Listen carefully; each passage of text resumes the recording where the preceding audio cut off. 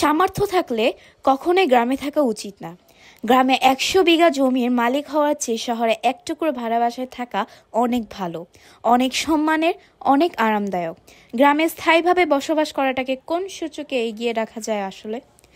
এখানে বেশিরভাগ মানুষ এতই টক্সিক যে তারা তাদের ব্যক্তিগত জীবনের থেকে আপনার জীবন নিয়ে বেশি চিন্তিত।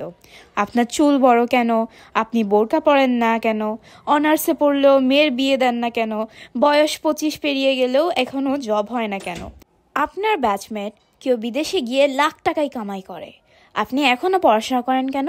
এসব আজগুবি বিষয় নিয়ে তাদের অনেক টেনশন। মাঝে মাঝে দেখবেন আপনার নিজের ফ্যামিলিও যেসব বিষয় নিয়ে চিন্তিত নয়, অন্যান্য মানুষের থেকে বেশি চিন্তিত। গ্রামের টক্সিক বিষয়গুলোর আরেকটি বড় পার্ট হচ্ছে ঝগড়া। আপনি এমন কোনো বাড়ি খুঁজে পাবেন না যেখানে জায়গা জমি নিয়ে কোনো বিরোধ নেই। প্রত্যক্ষ বা পরোক্ষভাবে এই ফ্যামিলি সেই ফ্যামিলির সাথে কোনো একভাবে ঝগড়া লেগেই থাকে। ১ ইঞ্চি জায়গা নিয়ে মাথা ফাটাফাটি, অশ্লীল ভাষায় গালাগালি, মামলা মোকদ্দমা চলতেই থাকে। এইজন ওইজনের নামে গোপনে প্যাচ লাগিয়ে ঝগড়া বাঁধিয়ে দেওয়া, কাউকে পছন্দ না হলে তার নামে জায়গায় জায়গায় বদনাম রুটিয়ে দেওয়া, এমনকি বিয়ে আসলেও গোপনে প্যাচ লাগিয়ে দেওয়া গ্রামের বেশিরভাগ মানুষের যেন একটি নিত্যদিনের কাজ। গ্রামের বেশিরভাগ মানুষ এতটাই অজ্ঞ যে তারা সফটওয়্যার ইঞ্জিনিয়ার বুঝে না, ইলেকট্রিক্যাল ইঞ্জিনিয়ার বুঝে না, MBBS ডাক্তারের মানে বুঝে না। তাদের কাছে সরকারি চাকরি মানে পুলিশ, হক কনস্টেবল, সেনাবাহিনী, হক সৈনিক, প্রাইমারি স্কুলের শিক্ষক এসবই। আর একজন নার্সিংয়ে পড়া স্টুডেন্টকে যেমনভাবে ডাক্তার ভাবে, তেমনই সরকারি মেডিকেল MBBS পড়ুয়া কাউকেও সেরকমই ভাবে না। তাদের কাছে আপনি সরকারের কত গ্রেডের চাকরি করেন তার থেকে গুরুত্বপূর্ণ আপনি প্রাইভেট জব করেন নাকি সরকারি। আপনি যদি প্রাইমারি স্কুলের পিয়নও হন না কেন, তাও মেয়ে বিয়ে দিতে রাজি। কিন্তু বেসরকারি যত ভালো চাকরিই করেন না কেন, আমতা আমতা করবেই।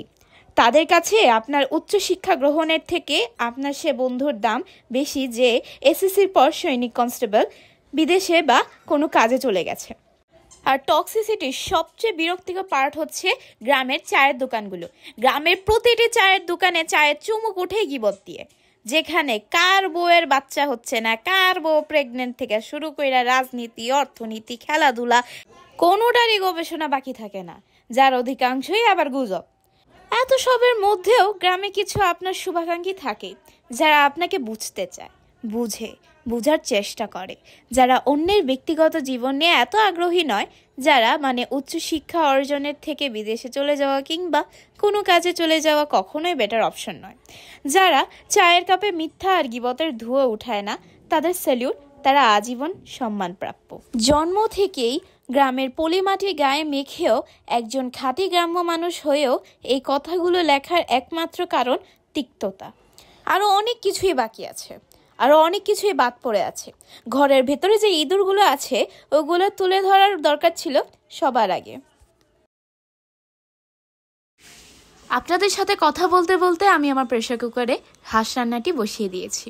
আপনাদের যদি এই ভিডিওটি ভালো লেগে থাকে তাহলে অবশ্যই লাইক, কমেন্ট, শেয়ার করবেন। আর জানেনই তো কি করা লাগবে। আল্লাহ হাফেজ। Thanks for watching my video.